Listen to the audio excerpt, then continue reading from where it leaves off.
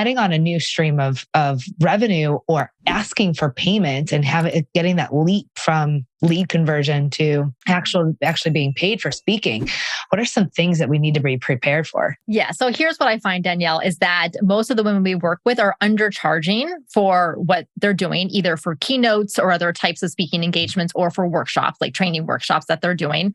And so we encourage them to keep raising their prices, just like when we start our businesses, we start low. We're kind of learning the market, learning our customers, learning kind of what prices that align with them. And then we'll keep stair-stepping up what we charge. And I recommend the same thing with public speaking. And as far as public speaking rates, and I get asked this a lot, obviously it's going to vary quite a bit on your topic, your industry, what type of event it is, who's running the event, the type of the audience, et cetera.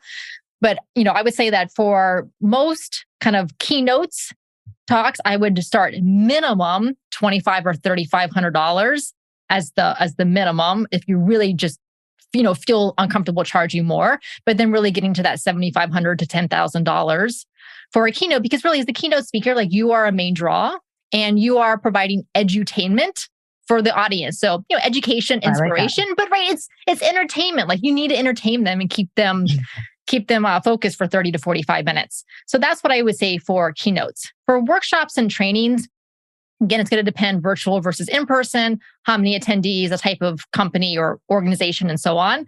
But I would say a minimum, starting at that $2,500 and going all the way up to $15,000, $20,000 and more.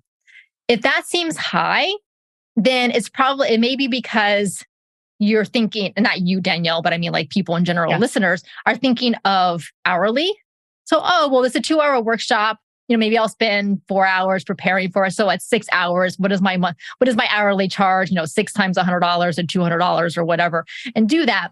And I'm sure you probably advise the same thing, is not to think in hourly, because it's not really hourly that you're working. It's based on everything that got you to this point, that you're able to convey something to an audience in 2 hours that's going to give them something tangible that they're going to walk away with.